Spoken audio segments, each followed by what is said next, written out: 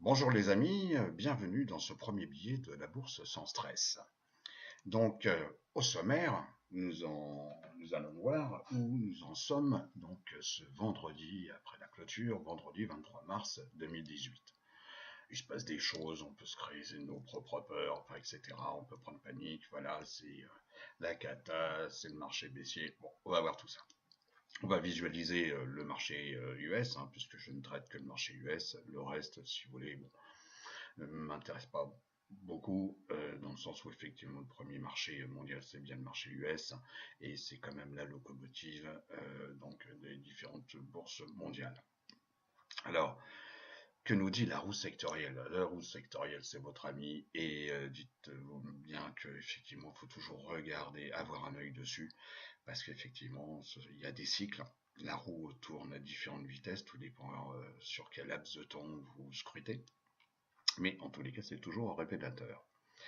On verra également des secteurs ou des sous-secteurs à suivre ou pas. Bon, on verra surtout sur lesquels il faut suivre.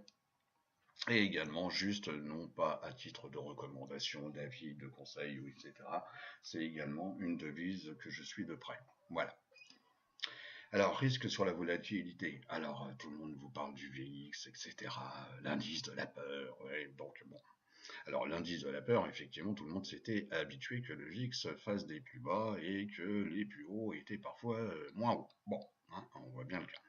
Et puis, les marchés sont là aussi pour nous rappeler que, on s'habitue, et puis à un moment donné, il faut arrêter de s'habituer. Et il y a des sursauts de pics de volatilité, comme on voit. Voilà. Ce qui est intéressant pour moi, en tout cas, c'est ce que je fais, vous ferez comme vous voulez. Regardez le VIX, oui, c'est une chose, on peut l'observer, passer son temps, on peut le traiter à travers des produits futurs. Bon. Moi, ce que je regarde, c'est également de comparer deux choses qui sont des trackers, ce sont donc des ETF, donc adossés sur du VIX. Donc, je vous déconseille de les traiter parce qu'il y en a quelques-uns qui sont brûlés les aigles. Moi-même, si je vous en parle, c'est que c'est bien joli. Moi-même, j'ai commis des erreurs. Bon, c'est en tombant de vélo qu'on apprend également à faire du vélo. Donc, je compare. Donc, avec TradingView, c'est très facile. Donc, il suffit d'utiliser la barre de fraction, diviser. Donc, je compare un ETF qui est adossé sur le VIX, mais sur du court terme, et je le compare à un autre ETF qui est le VIXM, qui est donc adossé sur du moyen terme, en termes de VIX. Parce que la nature, elle est toujours comme ça. On a toujours peur du surlendemain. Ok, le doute, qu'est-ce qui va se passer? Par contre, très souvent, on a moins peur le temps présent, aujourd'hui. Et ce qui est intéressant, c'est de comparer là, donc divisé par le VXM, donc le VX divisé par VXM, et donc il ne faut pas tenir compte, puisque c'est du relatif, de la valeur absolue. Non, c'est du relatif, on compare. Mais ce qui est toujours intéressant, c'est qu'effectivement, les deux peuvent baisser, ok? Les deux peuvent baisser, et à un moment donné, on peut avoir également une petite indication où la peur du court terme devient prépondérant par rapport à la peur du moyen terme. Et c'est ce qui s'était un petit peu passé en début d'année. En début d'année, où effectivement on voyait comme quoi la tendance n'était plus tout à fait la même. On avait coupé, puisque moi j'utilise toujours donc trois moyennes mobiles, simples, j'utilise pas l'exponentielle. Pour ceux qui ont envie de l'utiliser, vous l'utilisez, vous faites comme vous voulez. Moi j'utilise la 10 jours, donc la 50 jours, ici en noir, et la 200 jours en rouge. Et je m'étais aperçu comme quoi, effectivement, puisque c'est une division, il y a un numérateur, un dénominateur, et effectivement, si le numérateur devient prépondérant par rapport au dénominateur, eh bien, on repart dans l'autre sens. Et je m'étais aperçu que le court terme, donc le XX, donc reprenez le pas sur le moyen terme. Il s'est passé ce qui s'est passé au mois de février. Voilà, alors je vous dis pas comme quoi c'est indicateur de la mort et un indicateur absolu, puisqu'il faut que ça converge avec d'autres choses, mais en tous les cas j'avais bien détecté ça. Bon, et attention, c'est pas la boule de cristal. Donc, Pour l'instant, on en est dans une phase de congestion, hein, puisque on a clôturé un petit peu plus haut que la veille, puisque là, on est en chart daily, hein, c'est marqué daily, voilà. Et simplement, on a clôturé un petit peu plus haut, mais on n'est pas revenu sur les plus hauts déjà visités, aussi bien à l'ouverture qu'à la clôture, ici. Bon, donc, il y a toujours un peu d'inquiétude, c'est normal, ok. Et pour l'instant, on en est là. Est-ce qu'on filera vers le haut? Est-ce qu'on va redescendre? Bah, il n'y a que le temps qui me le dira. Hein. Comme je vous l'ai dit, je n'avais pas la boule de cristal. Et également, donc, pour compléter mon analyse, je regarde également, donc, je compare, hein, donc, le SPY, qui est l'ETF adossé sur le SPX, donc le SP500. Donc, pourquoi j'utilise les trackers, hein, les ETF, c'est très simple, c'est que déjà, même si vous êtes décalé 10 minutes, bon, c'est pas ça qui va vous changer la vie, enfin, me concernant, ça me change rien, mais par contre, j'ai pratiquement le flux en temps réel. Bon, décalé 10 minutes, soit, mais et à travers des ETF qui sont des super produits bancaires, hein, donc bon, avec le ton un peu ironique, mais en tous les cas, ils nous les mettent à disponibilité, donc croyez-moi que je vais les utiliser. Bon, donc on va comparer la réaction du SP500 par rapport à l'XLU, qui est le secteur des utilities et qui est souvent le secteur sur lequel on va se réfugier dans les moments difficiles, de doute, de peur. Vous savez, les utilities, c'est des grosses boîtes qui vont vous apporter la flotte, le truc. Donc c'est des grosses parfois sociétés, hein, mais bon, qui montent pas forcément très très très vite, mais simplement elles distribuent beaucoup de dividendes. Donc il y a des fois, bah, ça vaut peut-être le coup d'avoir des utilities parce qu'on va avoir du récurrent. Et en même temps, c'est un produit refuge quand les choses tournent un peu au vinaigre, quand ça va pas bien, il y a la peur, le bon. Alors, on voit comme quoi la tendance de fond de du SP500, donc du SPY, est quand même dans la bonne direction, puisque effectivement on est montant, ok, il y a les phases de congestion, et puis il y a eu donc en fin d'année, donc à partir de novembre, une accélération du SP500 par rapport aux utilities. Donc là c'était vraiment truc extravagant, hein. Tout le monde avait confiance, tout allait bien, etc. Voilà, il n'y a pas de peur, il n'y a pas de peur. Bon, et puis, bah, à un moment donné, on a tapé ici un plus haut, et puis, toujours, hein, c'est du relatif, hein, ne cherchez pas une valeur absolue, c'est du relatif. Et puis là, bah, effectivement, donc début février, on a eu un peu de panique, hein, ok, on s'est réfugié sur les utilities qui ont peut-être moins baissé que le SP500, c'est pour ça qu'on a ce phénomène-là, et puis après, bah, la confiance est revenue et hop, on est revenu tester les mêmes niveaux ici. Et puis action, réaction, et ben la réaction, là on la voit tout de suite. Et ben donc le SP500 a baissé et peut-être que les utilities n'ont pas trop baissé. Voilà, c'est ça que ça veut dire. Ok. Alors après, le prochain palier, c'est quoi? Ça peut être ici, cette zone donc de support, ça peut être le canal, puisque j'avais décidé ici un canal donc de tendance, où on venait taper plusieurs fois dessus, ok, avant d'avoir du retracement, etc. Bon, on a en même temps la moyenne mobile ici, 200 jours hein, de la comparaison. Bon, est-ce que ça va servir de point d'appui en termes de support? Oui, peut-être, peut-être. C'est les jours prochains qui me le diront. Comme je vous l'ai dit, je n'ai pas la boule de cristal. Également, le truc tout bête, c'est comparé, c'est un ETF hein, qui s'appelle Wood, donc c'est du bois, donc c'est le secteur enfin sous-secteur du bois. Hein, et je vous rappelle qu'aux États-Unis, on utilise beaucoup le bois pour la construction, donc des maisons, des scies, extensions de maisons, etc. Donc, et on fait une extension de maison, on achète une nouvelle maison, on fait construire une maison avec du bois, et ben quand le moral, non pas du consommateur, mais si, enfin le moral du consommateur est bon, et dans le bon sens. Et donc pour l'instant, bah, si on le compare par rapport à l'autre ETF qui s'appelle GLD, hein, qui est simplement un ETF adossé sur le gold, donc l'or, ok. Donc c'est un ETF, donc c'est sous forme papier et non pas en physique, hein, c'est pas un lingot, c'est du papier. Et ben on voit comme quoi effectivement le wood bah, est quand même prépondérant par rapport au gold, qui est typiquement la valeur refuge quand les taux d'intérêt remontent, c'est la crise, on va se réfugier à l'or, etc., etc. Bon, chacun d'entre nous, on reçoit plein de blabla sur l'or, etc. Donc, je me souviens, il y a quelques années où on prévoyait l'or à 2000, donc dollars l'once. Ouais, bah, on n'y a pas été, hein, donc bon, enfin, peu importe. Donc, et ben là, on voit comme quoi, bah, effectivement, le bois est quand même prépondérant. Bon, et effectivement, ça a un peu baissé au mois de février. On a coupé la SMA 50D, mais bon, la 50D, elle est quand même bien au-dessus de la 200D ici, hein, du comparatif. Et puis on voit comme quoi bah, la moyenne mobile 10 jours sert également hein, sur les swing high et les swing low. Ok, swing low, swing high. Ok, et la phase de retracement, puisqu'on revient tester des niveaux hein, qu'on avait testé déjà plusieurs fois ici. Ok, bon. Mais en tous les cas, les plus hauts sont toujours plus hauts, ok, et les plus bas, ok, sont toujours plus hauts. Bon, donc théorie de Donne, hein, donc ça veut dire que c'est un marché haussier. Bon, alors là, effectivement, vendredi, on a cassé donc la SMA 50 jours, on a clôturé en dessous. Bon, est-ce que, mais par contre, ce cours de clôture est quand même au-dessus de ce plus bas. Bon. Alors, est-ce qu'il faut avoir peur? Ben, je sais pas, pour l'instant, moi, je suis pas paniqué.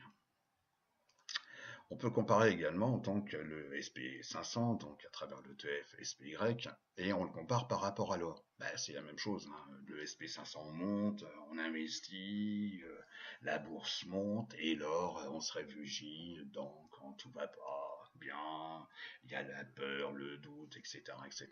Bon. Alors, pour l'instant, la tendance, on le voit bien, hein, c'est quand même plus bas à gauche qu'à droite, donc ça monte. Alors, il y a eu une phase, bon, bah, je dirais début 2018, ok, où on était venu s'appuyer sur la 50 jours. Voilà, je voulais marquer là, oui, 50 jours, et puis on s'était appuyé donc sur la SMA 50 jours, qui servait donc de zone de support. Et puis rebond, et puis là on est venu faire un plus haut, mais qui est moins haut que celui-là. Bon. Et puis début février, patatrac, on a cassé la 50D et paf, on est venu s'appuyer sur la 200D en termes hein, du comparatif. Bon. Et puis bah, tout compte fait, on a rebondi, on est revenu faire ici un plus haut de quelques jours, ok, mais qui est moins haut que celui-là. Et puis, action, réaction, on retrace, hein, donc un swing de haut, et puis, puisque ici le plus haut est quand même, enfin le plus bas est plus haut que l'ancien plus bas ici. Bon. Et puis on est reparti, et puis bah, on n'a toujours pas dépassé ces niveaux donc de résistance. Et puis là, bah, de nouveau, action, réaction, et puis là, on a cassé la 50, ok, le jeudi, on a cassé la 200D, et puis là, on en est là. Bon. Alors en termes de probabilité, hein, puisque le cours a clôturé hein, plus bas que le plus bas ici, et a clôturé sous hein, ici le cours de clôture, ici. Donc les probabilités font comme quoi il y a de fortes chances qu'on revienne tester une zone déjà connue qui sert ici, donc, hein, puisque là on a une zone de congestion, on peut dire c'est un canal horizontal, bon, ok. Et on va peut-être venir tester ici donc une zone, ok, qui correspond à ce canal de congestion et qui va jouer son rôle peut-être de support. Bon, on verra bien. Les marchés US. Alors, on va commencer donc par le SP500, donc à travers un ETF SPY. Hein. Je vous rappelle que les ETF, on les a, même si c'est décalé de 10 minutes, on les a pratiquement en temps réel, ce qui n'est pas le cas des indices, puisque si vous ne payez pas, vous avez simplement les cours de la clôture de la veille. Donc, les cours actuels d'aujourd'hui, bah, vous ne les avez pas. Eh bien, autant utiliser ces magnifiques produits bancaires mis à notre disposition. Donc, le SP500 SPY, le Dow Jones Industrial c'est DIA, c'est l'ETF DIA, QQQ c'est le Nasdaq 100, et également je regarde beaucoup le Russell 2000 parce que le Russell 2000 c'est 2000 entreprises américaines et travaillant essentiellement pour le marché américain. Donc c'est quand même une clé, je dirais, de l'économie américaine. Voilà, donc à travers un ETF IWM. Et on verra également la saisonnalité du SPX.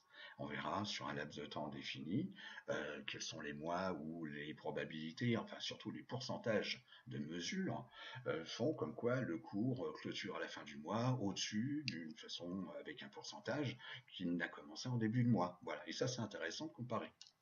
Ce n'est pas la boule de cristal, mais plus on met de paramètres, d'analyse de son côté, et plus on augmente les probabilités de percevoir ou de voir réellement ce qui se passe. Le SPY, donc là on est en daily, hein, c'est marqué daily, voilà. Là sur TradingView on est sur One Day. Bon.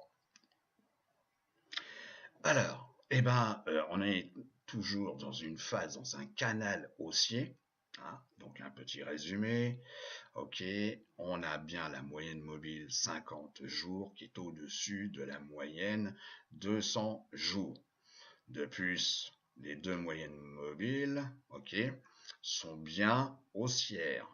Donc, si ce n'est pas un canal haussier, moi je suis curé. Voilà, ok. Et donc le cours du SP500, du SPY, navigue à l'intérieur donc de ces deux lignes de tendance et que la moyenne mobile 10 jours joue bien son rôle de support, ok, et puis on la casse, et puis etc. Donc on définit bien donc les phases de swing high, swing low, swing high. Bon, avec une forte accélération en début d'année où effectivement là le SP500 est monté comme une fusée. Ok, bon, alors c'était peut-être précurseur de ce qui allait se passer après, je sais pas, hein, mais les marchés sont un peu manipulés. Mais en tous les cas, on voyait bien comme quoi ici on avait une vitesse moyenne, et puis là on a changé carrément la vitesse moyenne. Ok, donc il suffit de regarder hein, la moyenne mobile 10 jours. Vous voyez bien que la pente n'a rien à voir que préalablement la pente qu'elle avait. Ok, donc forte accélération début d'année. Et puis là, patatrac, début février, vous voyez, bon, on a cassé la 10 jours, on a cassé carrément la 50 jours, et on est venu s'appuyer donc sur la 200 jours. Et en même temps, on s'est appuyé également sur le bas du canal aussi. Bon, la magnifique bougie, ok, ce qu'on appelle un marteau, un hammer, ok, donc là, c'est un rejet total des prix bas. Alors ceux qui ont vendu là, ça a fait le bonheur de ceux qui l'ont acheté. Ok, alors pourquoi ils ont vendu la peur, etc., la psychologie, etc. Bon, hein, je vous rappelle que les marchés financiers, c'est très simple, hein, c'est 80% de psychologie et 20% de technique. Donc là, rejet total des prix bas, et puis là, donc, on réagit, on remonte, on vient tester donc la 50D, on la casse, on revient faire un plus haut de quelques jours, mais qui est en dessous de l'ancien plus haut. On recasse la 50D, on repasse au-dessus, on fait un plus haut qui est plus haut qu'ici. Bon, mais on n'a toujours pas dépassé ici. Et puis là, patatrac, on recasse donc la SMA 10 jours, 50 jours, et puis là, le vendredi soir, on vient clôturer sur la SMA 200 jours. Alors, après, Philippe, qu'est-ce qui va se passer? J'ai pas la boule de cristal, hein, je suis désolé. Peut-être qu'il va y avoir donc un rebond, peut-être qu'on va casser également la ligne de tendance. Hein. Je vous rappelle que ça soit donné par des supports, des résistances, des moyennes mobiles. Le rôle de résistance et de support, c'est toujours des zones. Allez pas me chercher, parce qu'il y en a beaucoup qui se font avoir comme ça, et entre autres sur la chasse au stop par exemple. Donc, simplement qui se font avoir et qui prennent une valeur comme une résistance ou un support comme une valeur absolue. Non, ce sont des zones. N'allez pas me chercher à la virgule près le chiffre absolu. Non, c'est toujours des zones. Donc là, on va peut-être effectivement tester la ligne de tendance, peut-être on va réagir. Bon, la seule chose que je peux dire, c'est qu'on a clôturé ici sur le même niveau de clôture ici. Ok? Bon. Alors, ce que je suis en train de voir, d'autres le voient aussi, les marchés, ils font comme ils veulent. Ok? Mais pour l'instant, est-ce que c'est alarmant? Bon, je dirais non. Si maintenant on regarde sur du... Parce que, si vous voulez, c'est bien joli de regarder un cours en daily, de le regarder en early, en horaire. Il faut le regarder également sur du moyen terme, en weekly. Donc là, chaque chandelle vaudra une semaine de cotation. Donc, en weekly, on voit bien comme quoi je vous ai dessiné les lignes de tendance. Donc ce canal haussier, on a bien la moyenne mobile 10 semaines qui est au-dessus de la 50 semaines, qui est bien au-dessus elle-même de la 200 semaines. Les plus hauts sont toujours plus hauts et les plus bas sont toujours plus hauts. Bon, donc théorie de Donne, donc si c'est pas un marché haussier, bah dites-moi ce que c'est. Donc pour l'instant, on vient s'appuyer sur le bas du canal, ok, qui sert de support. Bon, en chandelier hebdomadaire, on voit comme quoi on a clôturé sous le clôture de cette bougie. Bon, ok, qui était également rouge. Bon, qu'est-ce qui va se passer demain? Eh ben, on va attendre demain. Voilà, tout simplement. Le DIA, le Dow Jones Industrial. Ok, donc, alors c'est pareil. Donc là, on est en train de regarder en daily.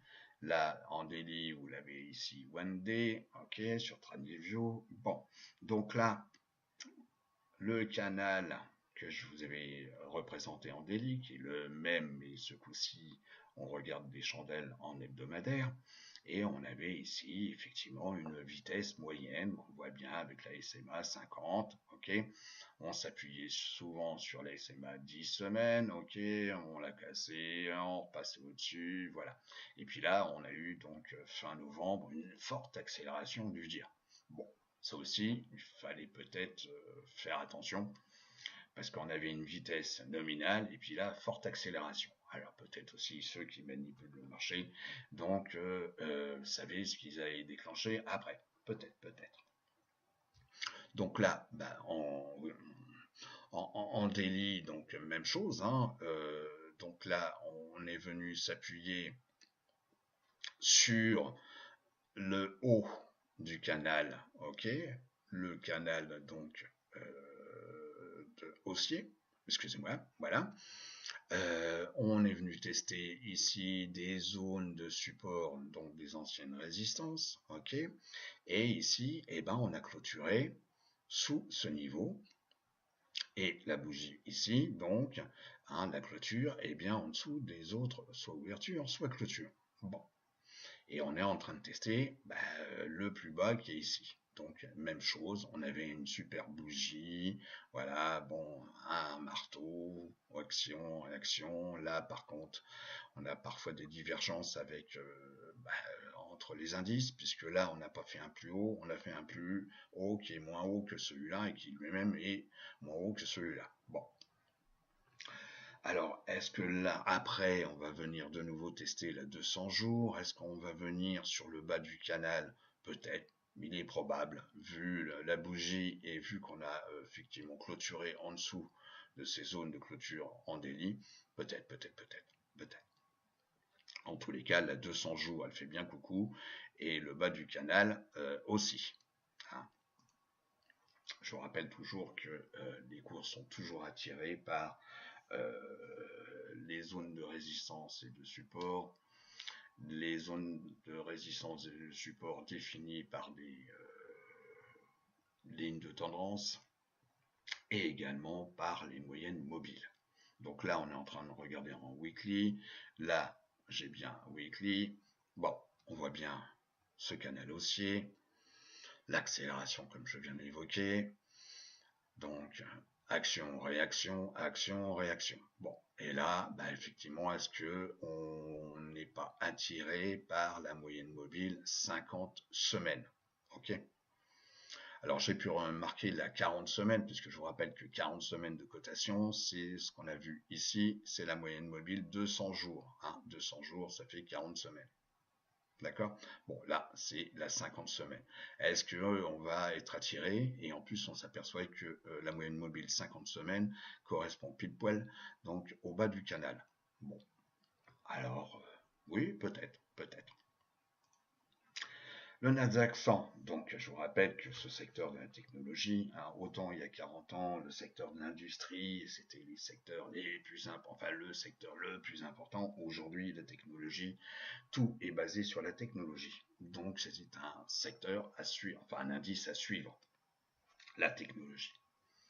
Donc à travers cet ETF, un QQQ, Nasdaq 100. Bon. Alors là, on est en daily, là c'est marqué dessus. Ok, donc ici on avait fait un plus haut, donc fin janvier. Après, donc il y a eu une réaction, hop, hop, hop, hop, patatrac et tout, et je casse donc la 50 jours. Je viens m'appuyer sur le bas du canal que je vous ai dessiné aussi là, un canal haussier. Et par contre, même si j'avais la 200 jours qui faisait coucou, bah, je suis pas venu dessus. Bon. Et là, super bougie. Donc vous verrez que sur les 4 indices, on a exactement le même phénomène. On a eu un super marteau, rejet total, donc des prix bas, ok, et il y en a beaucoup qui sont régalés en rachetant donc ce que les autres vendaient. Et avec beaucoup de volume, il suffit de regarder là, donc c'est quand même précurseur. Et puis là, bah, effectivement, on était remonté, on avait cassé la 50D, on avait testé donc le haut de ce canal, ok, donc de cette ligne de tendance qui sert donc de résistance, on l'a cassé à un moment donné, on est revenu s'appuyer sur le 50D, hop, on a fait un nouveau plus haut, et puis là, action, réaction, papin, patatrac, on vient s'appuyer sur le 50D après avoir coupé la 10D, et puis là, on est passé en dessous, voilà, et on vient donc s'appuyer sur la ligne de tendance. Alors, demain est un autre jour, il y a peut-être, donc il va y avoir peut-être une réaction, on va peut-être être attiré par la 200D, on va peut-être venir tester, parce que là c'est intéressant, parce que le cours de clôture, même c'est une belle bougie rouge, mais la clôture est quand même au-dessus de la clôture qui est ici, ok, et de l'ouverture d'ici, donc pour l'instant, bon, ça va peut-être jouer son rôle encore cette zone donc de support, ex résistance, ici, zone de résistance, support. Bon, peut-être on va revenir là-dessus. Peut-être, peut-être. Si on regarde en weekly, bon, ben, on voit bien que la tendance de fond est quand même bonne. Enfin, je sais pas, la 10 semaines est au-dessus de la 50 semaines, qui elle-même est au-dessus de la 200 semaines.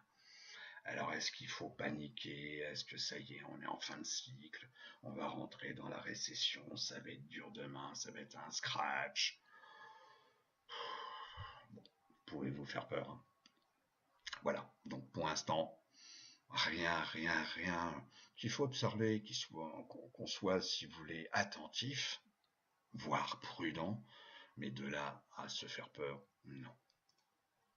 Alors, le quatrième indice, qui est le Russell 2000, que je regarde beaucoup, à travers un ETF IWM. Bon, bah voilà, ok, on voit bien comme quoi la tendance, il y a eu des phases de congestion, on a une tendance qui est haussière, bon, jusqu'au moment février, patatrac, on est venu tester et même s'appuyer donc sur la SMA 200 jours, ok, on a rebondi, là aussi, vous voyez, donc quand vous avez 4 indices qui vous disent la même chose, eh ben, il faut en tenir compte. Voilà, parce que regarder juste un seul indice, non. Regardez ces 4 indices, oui. Et le même jour, ils ont fait un super marteau. Donc, si c'est pas une information de retournement de marché, eh ben, je sais pas. Mais en tous les cas, c'est un beau signe. Et avec des volumes qui sont colossaux. Donc, comme je dis souvent, ces 4 indices font toujours la même chose, pas forcément le même jour, mais font toujours la même chose. Voilà, il peut y avoir un décalage, etc., un transfert d'argent d'un secteur sur un autre, bon. Mais en tous les cas, font toujours la même chose, pas forcément au même jour. Mais quand vous avez la même chose et le même jour, bah, croyez-moi comme quoi, déjà, vous avez des probabilités de votre côté. Et là, bah, effectivement, on est reparti à la hausse, un swing high, on a fait ensuite un retracement pour retester des niveaux connus, s'appuyer. Donc là, j'ai dessiné une ligne de tendance, une petite ligne de tendance. C'est pas là, c'est sur quelques semaines, ok, donc sur 2 mois. Bon, donc c'est pas vraiment la super ligne de tendance. C'est pas une ligne de tendance de fond, mais je l'ai dessiné quand même. Et donc, on s'est appuyé dessus, voilà, réaction. Là, par contre, pour le Russell 2000, on est revenu tester les plus hauts, parce que là, c'était un plus haut historique sur le Russell 2000, et on est venu tester. Bon.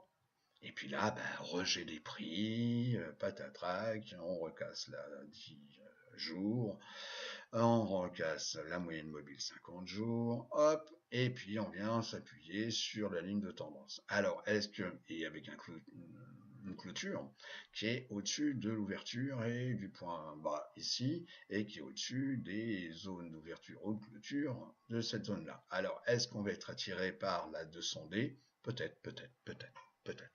On va voir ça dans les jours qui viennent. Alors, en weekly, bah, même chose, hein, voilà, donc là, on voit comme quoi, en weekly, vous voyez, comme quoi il faut regarder également en weekly par rapport au daily et par rapport en hourly. Simplement parce qu'on ne voit pas forcément les mêmes choses. Ici, on a bien clôturé sur une semaine de cotation, puisque chaque chandelle, c'est une semaine de cotation, et on a bien clôturé donc sur des niveaux plus bas que les précédents, aussi bien en ouverture qu'en clôture ici, vous voyez. Mais on reste cependant au-dessus donc de ces zones donc d'ouverture ou de clôture préalable. Et puis on a la 50 semaines qui fait coucou.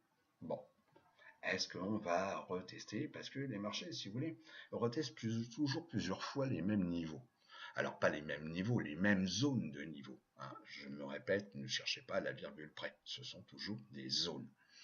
Donc peut-être qu'on va retester de nouveau, hein, puisque je vous rappelle que le soutien donné par un support, par exemple, ou la force d'une résistance et le nombre de fois qu'on a testé ces zones. Bon, alors peut-être qu'on va revenir dans ces zones. Mais être inquiet, non. Prudent, oui.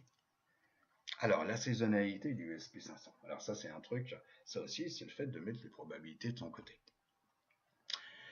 Donc, j'ai pris là parce que grosso modo le cours du clôture donc de jeudi soir, ça change strictement rien. Donc j'ai pris donc le SPX hein, directement l'indice donc du SP500 et j'ai fait une étude donc de 2009 ici, donc qui est le début du redémarrage des marchés financiers, je vous rappelle, jusqu'en 2017. Pourquoi? Parce que là, le mois de mars de 2018 est pas fini, donc ça ne sert strictement à rien. Donc je regarde de 2009 à 2017 et je regarde les probabilités, c'est-à-dire, c'est ici vous avez les pourcentages de fois où le cours à la fin du mois, le cours de clôture à la fin du mois était au-dessus donc du cours d'ouverture en début de mois. C'est-à-dire que ici, par exemple, on avait, c'était 44% des fois 44% des fois où, à la fin janvier, le cours clôturait au-dessus du cours d'ouverture en début de mois janvier. Ici, on a au mois de février généralement 78% des fois où le cours clôture à la fin du mois de février au-dessus de ce qu'il a ouvert en début de mois de février. 78%. Donc ça veut dire qu'il y a 22% où c'est l'inverse. Ok, c'est ça que ça veut dire. Ok, où le cours a clôturé donc au-dessous du cours d'ouverture du début de mois de février. Mars, voilà, même chose, 67% des fois où le cours a clôturé plus haut à la fin du mois qu'il n'avait commencé en début de mois. Voilà, etc., etc. Donc je n'ai utilisé que jusqu'en 2017, puisque le mois de mars il n'est pas fini, donc si vous voulez, voilà, ça veut rien dire. Donc généralement, donc au mois de janvier, 44% des fois, le cours finit plus haut qu'il n'a commencé. Bon. Alors, ce qui est quand même étonnant, c'est qu'on est en dessous de 50%. Alors que cette année, au mois de janvier, le cours, il a franchement clôturé au-dessus, allègrement, de ce qu'il avait commencé. Bon, information numéro 1. Au mois de février, eh ben, je suis désolé, on a clôturé plus bas qu'il n'avait commencé.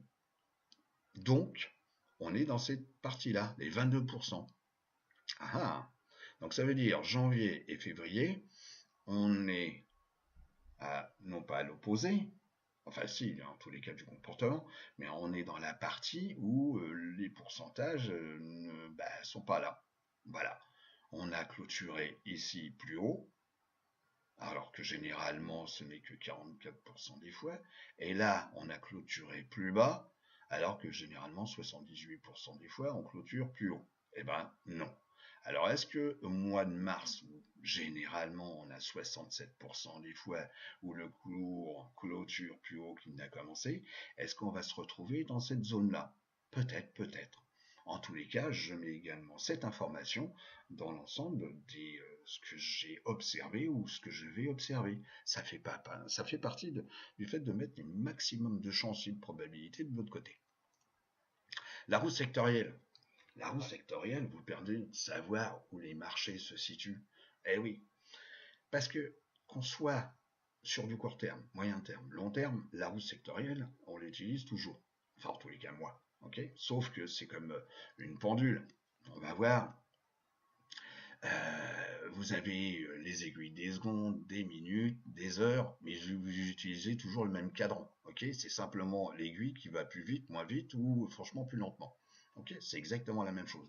Est-ce qu'on fait une analyse sur un court terme, 3 mois, 6 mois, 1 an, plus, si vous voulez. Mais en tous les cas, on verra qu'il y a des cycles qui peuvent s'accélérer sur du court terme parce que l'argent va passer d'un secteur à un autre, etc. Il y a une rotation, je vais dire court terme, d'un secteur vers un autre. Et puis après, ça va être un autre, etc. Mais sur du fond, on va voir qu'on va avoir toujours donc des secteurs qui sont prépondérants par rapport à un autre, etc. Et c'est plus long, c'est bah ouais, les aiguilles des heures. Et la roue sectorielle, c'est votre ami. Parce que ça vous permet de savoir où vous allez investir et quand. Parce que me trouver la super société qui fabrique les plus beaux parapluies du monde et investir, je sais pas, au mois de juillet, ben sincèrement, vous le faites si vous voulez. Moi, ça m'amuse pas, je le ferai pas. Parce que vendre des parapluies au mois de juillet, en tous les cas, c'est pas là où on en vend le plus. Et on m'aurait dit, tiens, achète ça au mois d'octobre, il commence à faire pas beau, la pluie arrive et tout. Oui, bah voilà, donc oui, j'investis, c'est le bon moment. Et ben les marchés, c'est pareil. Les secteurs, c'est pareil. Il y a des secteurs qui performent plus à un moment donné qu'à d'autres. Voilà, c'est un phénomène de saisonnalité, c'est la même chose. Et quand c'est quand investir, ça dépend. Et quand regarder si vous faites de l'investissement long terme, on va regarder la roue sectorielle à long terme. Si je suis comme moi enfin en tous les cas un trader, j'aime pas trop ce mot-là, moi. Enfin bon, en tous les cas on est trader, mais en tous les cas je fais du swing trading. Je vais regarder sur du 3 mois, voilà, et je vais m'apercevoir que j'ai un secteur qui superforme les autres à un moment donné. Vous croyez que je vais regarder le train passer? Ben non, je monte dedans. Voilà, je monte dedans et je rentre dans ce secteur qui superforme, quitte à l'avoir peut-être qu'un jour ou 3 semaines ou moins en temps. Et alors, pour moi, ça ne me pose pas de problème. Alors, on peut acheter, hein, on peut vendre également des puts ou acheter des calls. Après, ça dépend si c'est une stratégie, action, option. Voilà, après, faites comme vous voulez. Alors, la roue sectorielle, donc c'est tous les secteurs qui vont définir, donc grosso modo, puisque la roue sectorielle est un indicateur avancé des cycles économiques. Je répète, la roue sectorielle est un indice avancé des secteurs économiques. Puisqu'effectivement, on va passer par les technologies, les consommateurs, donc c'est tous les services et biens cycliques, les produits de base, refaire la route, le pont, etc., les matériaux de base, le cuivre, je sais pas, l'acier, l'aluminium, voilà, tout ce qu'on a besoin pour construire ou refaire. Les industriels pour fabriquer peut-être à partir des matériaux de base. Ok, les industries. L'énergie, oui, l'énergie, parce que c'est bien joli pour faire des matériaux de base, ensuite fabriquer des produits industriels, il faut bien de l'énergie, quelle qu'elle soit, ok. Donc essentiellement aussi encore du pétrole. Bon. Alors les télécoms ont eu leurs heures de gloire dans les années 2000. Maintenant, aujourd'hui, bon, c'est pas là-dessus qu'on se fait le plus d'argent parce que bon, il y a beaucoup de forfaits à travers le monde, donc forfait illimité, machin truc. Et puis il y a moins de gens qui vont acheter, je sais pas, une connexion, qu'elle soit internet, parce que tout le monde est déjà bien équipé. Voilà, que ça soit en téléphonie, que ça soit en téléphonie fixe, bon, tout le monde est quand même bien équipé et les prix sont quand même bordés avec des forfaits. Ensuite, vous avez la santé. Bah oui, la santé. Et oui, oui. À un moment donné, on s'aperçoit qu'elle revient. Elle revient dessus. Et oui, c'est quand on est rentre dans une phase, on va dire, de compression. On va voir ça juste après expansion, compression. Et oui, avant c'était mieux. Ah oui, je me sens pas bien. Ça va être dur. C'est la crise qui arrive. Vous voyez, le truc, quand on nous ressasse toujours, hein. Et je vais prendre un petit médicament pour dormir, et puis le lendemain matin, je vais prendre un petit médicament pour me réveiller. Voilà, donc on voit de nouveau la santé, donc le secteur de la santé qui revient, voilà, et qui devient prépondérant en termes d'évolution par rapport à d'autres. Ensuite, c'est ce que j'appelle les couches culottes. XLP, alors sur le côté amusé, si vous voulez, les couches culottes, c'est tout ce qui est société non cyclique. C'est du récurrent, c'est-à-dire que c'est des sociétés qui ne superforment pas beaucoup, ça monte, oui, d'accord, ok, mais surtout l'avantage c'est qu'elles distribuent des dividendes, et donc ce sont des produits refuges, ce sont des produits refuges quand ça commence un petit peu à se compliquer, voilà, et qu'on sent une tension d'un point de vue économique, voilà, donc on serait vu dessus parce que, je prends l'exemple de la brosse à dents pour ceux qui en changent souvent, que le contexte économique ou des marchés est bon ou pas bon, de toute manière, la brosse à dents, vous allez en changer aussi souvent, ça va rien changer, si vous voulez. Donc, le papier toilette, c'est pareil, c'est exactement pareil. Donc, biens et services non cycliques. Ensuite, les utilities, c'est l'eau, c'est fournisseurs d'accès, je sais pas, pour le gaz, bon, c'est tout ce qui est utilities. Donc, ce sont les sociétés qui, on va se réfugier dessus parce que la peur, le doute, etc. On est sûr comme quoi ça va peut-être pas beaucoup bouger, ça va peut-être un peu baisser, mais moins que les autres. Mais par contre, ce sont des grosses boîtes qui distribuent des dividendes. Et ça, il y en a beaucoup qui cherchent à avoir la sécurité des dividendes. Et puis, les financières qui sont toujours là pour relancer l'économie, pour financer ça, pour, voilà, la dette, les trucs, bon, voilà, les financières. Et puis on revient sur technologie. Eh ben oui, la technologie, je dirais comme quoi, dans toute économie moderne, c'est le fer de lance. C'est la technologie. Surtout aujourd'hui, vous voyez bien comme quoi, on a Internet des objets, il y a une multitude de choses basées sur la technologie. Ok, que ça soit sous forme hardware ou que ça soit sous forme software, c'est la technologie. Voilà. Alors, les cycles économiques, c'est l'expansion et la compression. L'expansion, compression. Alors, je vous rappelle, c'est comme l'histoire des petites aiguilles. Vous avez la trotteuse des secondes, la minute et les heures. Donc, vous avez également des rotations, expansion, compression qui ont lieu sur des périodes plus courtes. À un moment donné, on va avoir une matériaux boise qui vont ressurgir, les industriels, la technologie qui va peut-être baisser un peu. Ensuite, on va avoir et ça sur des cycles très, je dirais, de court terme, c'est-à-dire sur 3 mois, un mois, voilà. Et donc, de temps en temps, ça vaut le coup d'observer ça parce que ça nous permet de se positionner sur du très court terme, moyen terme, enfin du swing trading sur une semaine, voilà, mais pas sur des trimestres ou des, voilà, c'est vraiment du moyen terme, court terme. Donc de sauter dans les secteurs qui superforment. Parce que si je prends une société et qui fait machin truc, qui est super belle parce qu'on me l'a dit de la prendre, et qui est dans un secteur qui va moins bien depuis 3 mois, ouais, même si on me dit, oh, Philippe, de temps en temps, il faut être contrariant. Ouais, sois-le, et puis moi je le serai pas. Donc, je vais aller dans les secteurs qui correspondent donc au côté superforme. Voilà. Et puis le long terme, ça c'est un cycle beaucoup plus long, expansion, compression.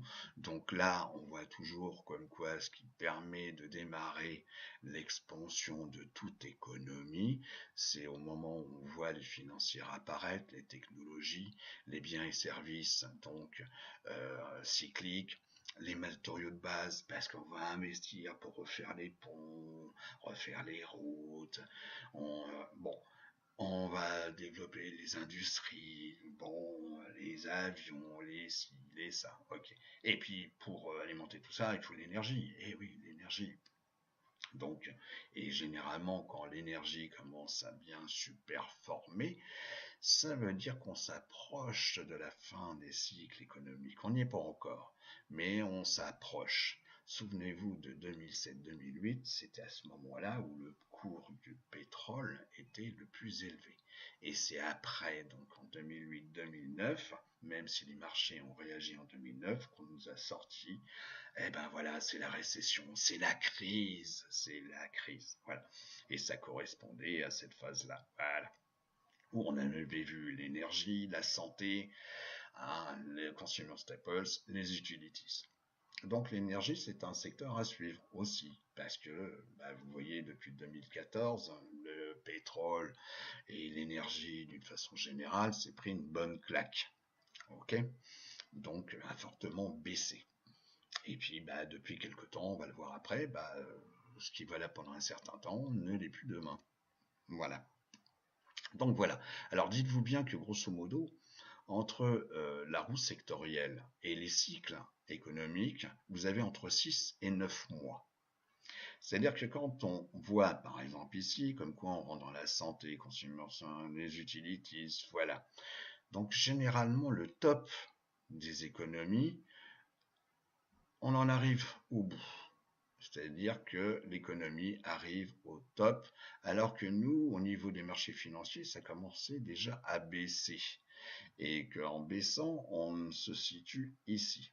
Donc vous avez grosso modo entre 6 et 9 mois de décalage entre les secteurs, donc la roue sectorielle, et l'économie. Regardons maintenant la roue sectorielle sur un laps de temps donc de 3 mois. Bon. Alors là, je vous ai mis donc XLY, biens et services cycliques, la technologie, les industriels, XLV, la santé, XLF, les financières, XLU, les utilities.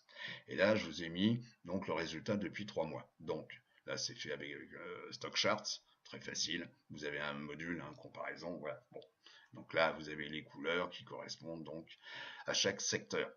Donc, normalement, donc à gauche, ça doit être plus bas qu'à droite. Bon, là, vous voyez comme quoi depuis 3 mois, on a 1,51 pour XLY, donc bien les services cycliques. XLK, c'est 0. J'aurais acheté là, j'aurais rien fait, j'aurais attendu, regardé le temps passer, vous voyez, j'en suis au même point. Donc j'ai pas gagné, j'ai pas perdu, mais enfin, j'ai mobilisé de l'argent pour pas grand-chose, quoi. Voilà. Les industriels, ok, les industriels, c'est pareil, on est à moins 3,14. Donc les industriels, c'est la même chose. Hein, il suffit de regarder la couleur des industriels. Voilà, c'est violet. Donc le violet, où est-ce qu'il est? Ici. Et puis on le voit ici. Voilà, violet. Bon. La santé, donc moins 3,57, mais elle est là, la santé. Ah, en 3 mois. Bon. XLF, les financières, moins 4.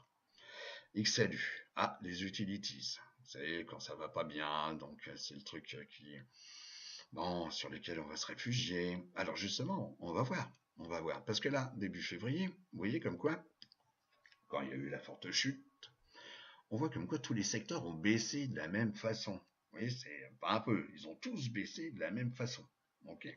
Donc, même les utilities, ici, vous les avez ici, les utilities, tout le monde a baissé. Vous voyez que la pente est pratiquement similaire. Il n'y a pas un secteur qui a moins baissé. Ils ont tous baissé de la même façon. Bon. Et là, donc pour la clôture de vendredi 23, on s'aperçoit que c'est un peu la même chose. Tous les secteurs ont baissé franchement.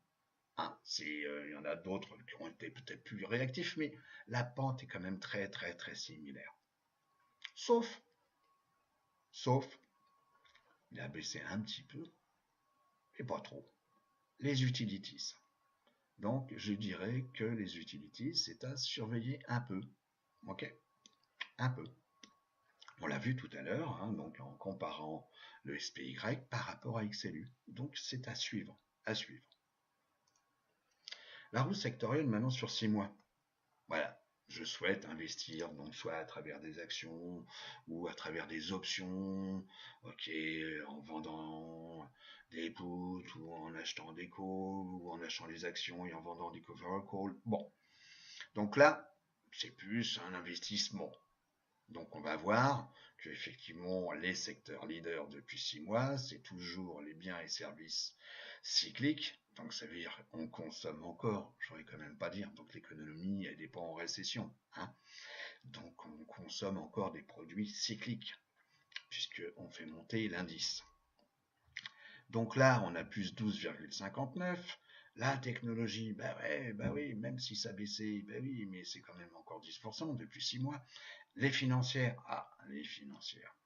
Donc on verra après avec la remontée de taux d'intérêt aux États-Unis ce que ça donne. Mais en tous les cas, à suivre, les financières. Les industriels, c'est positif. L'énergie, à suivre. Donc positif aussi. On n'a pas gagné grand-chose, mais on n'a pas perdu non plus. Bon. Les basiques, on va dire 0, hein, j'arrondis. La santé, moins 1,61. Bon, c'est pas le secteur qui a le plus performé.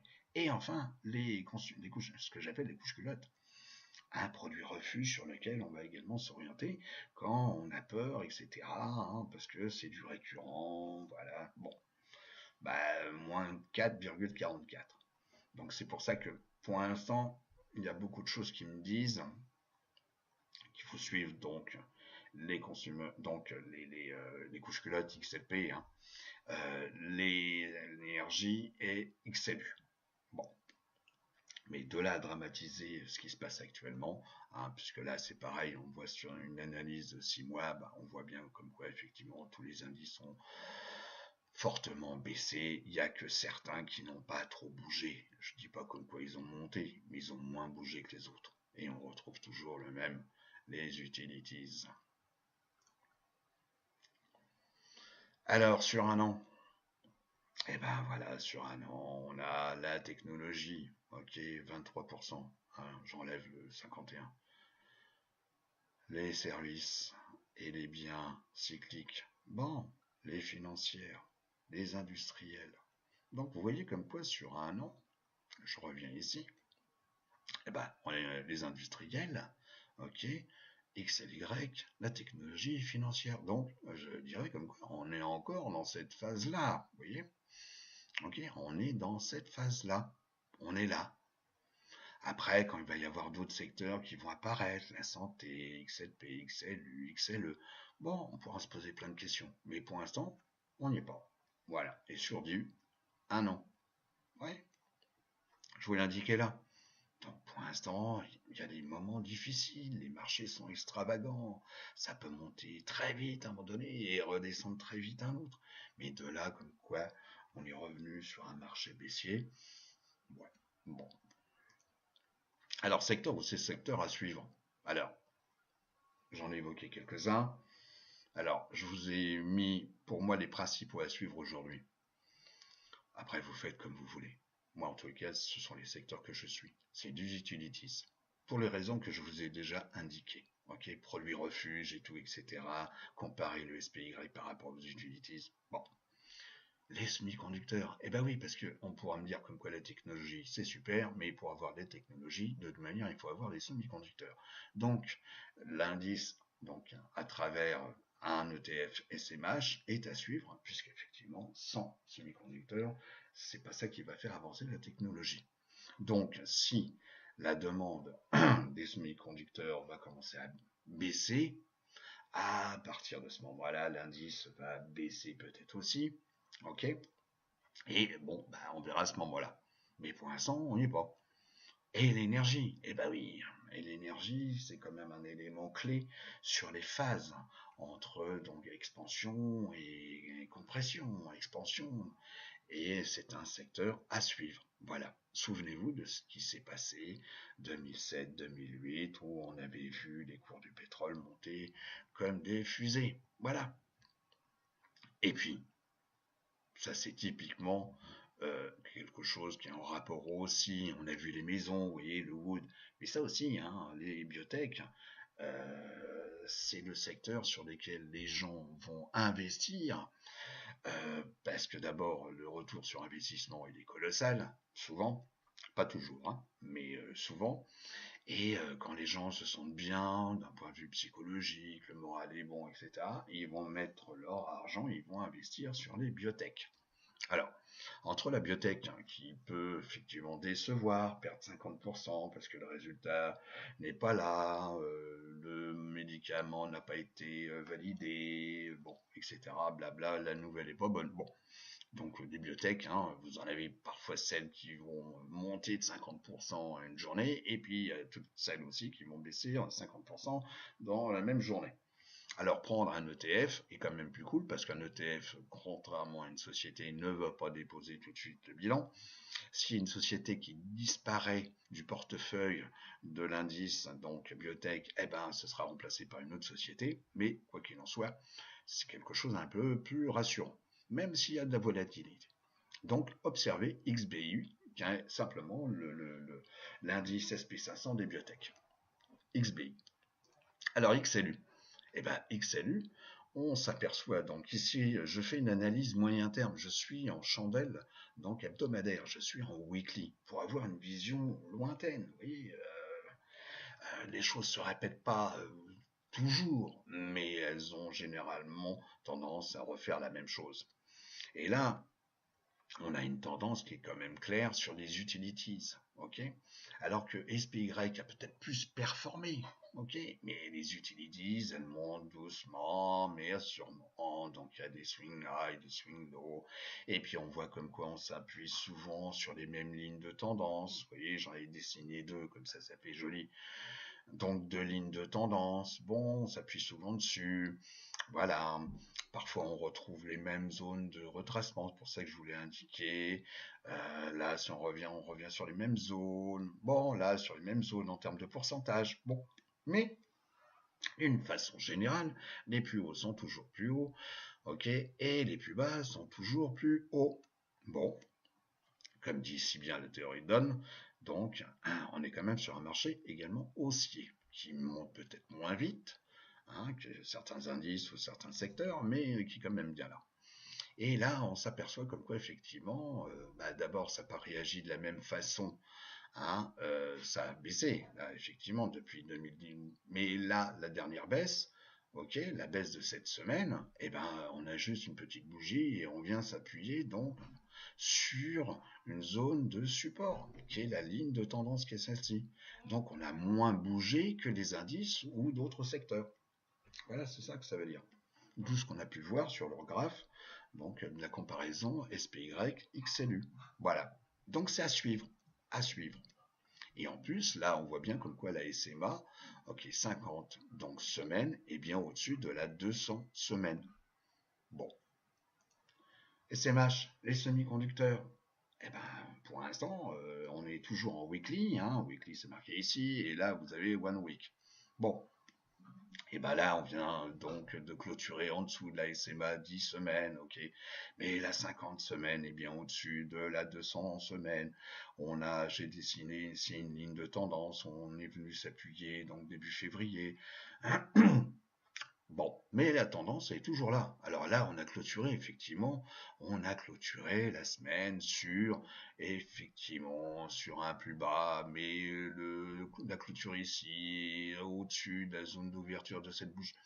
Bon, est-ce que ça peut continuer? Est-ce qu'on va revenir s'appuyer sur cette zone de support donc donnée par la ligne de tendance? Est-ce que la SMA va pas revenir ici et on va également donc s'appuyer dessus? Ouais, peut-être. Mais en tous les cas, pour l'instant, pour moi, il n'y a rien d'inquiétant.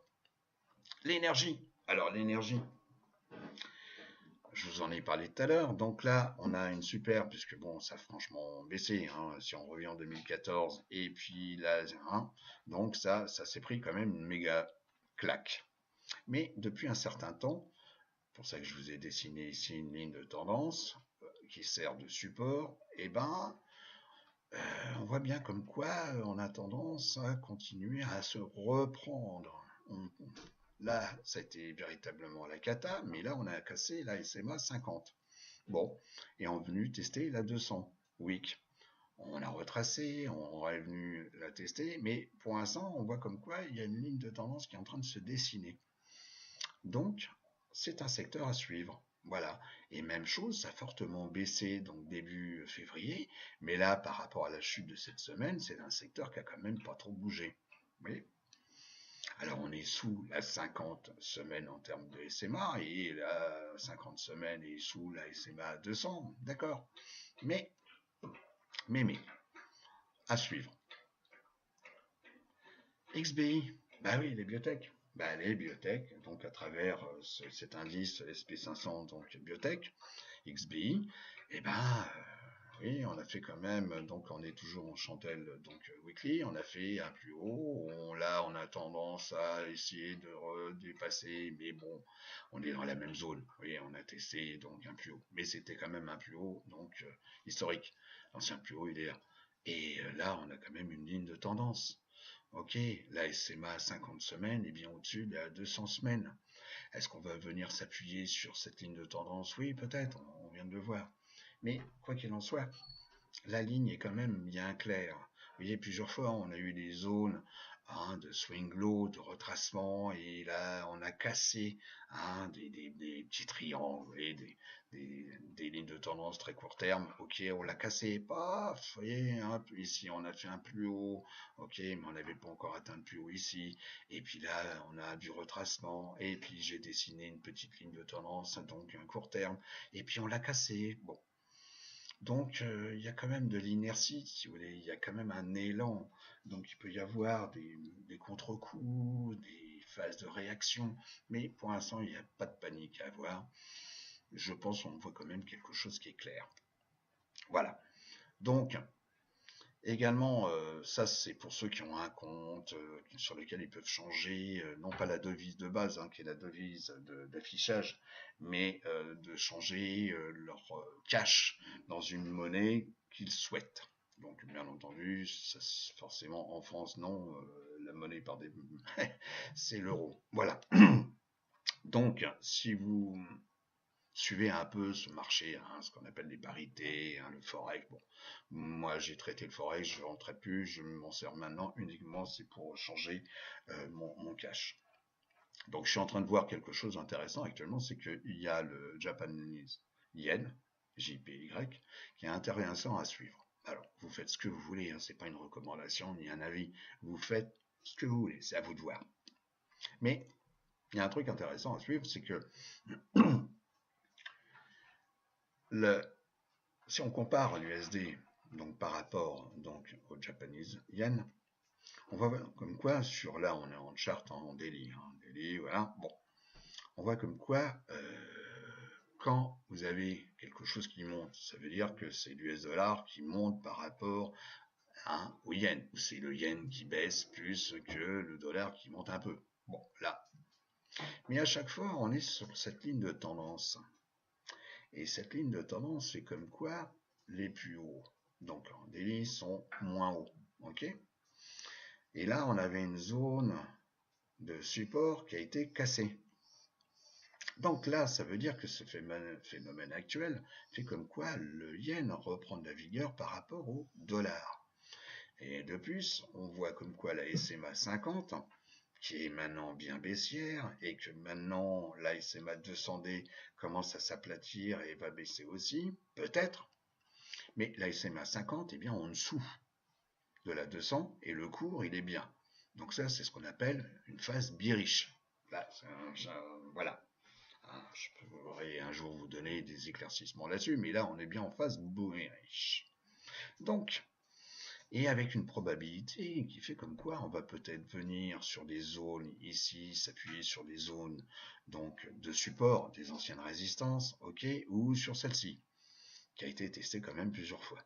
Donc je vous rappelle que les zones de support de résistance, les moyennes mobiles, c'est toujours des zones. Donc ce ne sera pas à la virgule près, mais je pense qu'on risque peut-être d'être attiré dans le temps. Donc, si on regarde maintenant en weekly, on voit comme quoi cette ligne de tendance fait comme quoi les plus hauts sont moins hauts et les plus bas sont plus bas. Bon. Et qu'on a cette ligne de support qui a été déjà testée. Là, c'était en tant que résistance. Testée. Donc, ces zones-là sont toujours des aimants pour les cours.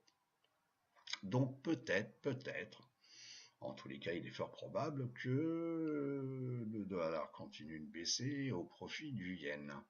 Donc, faites comme vous voulez.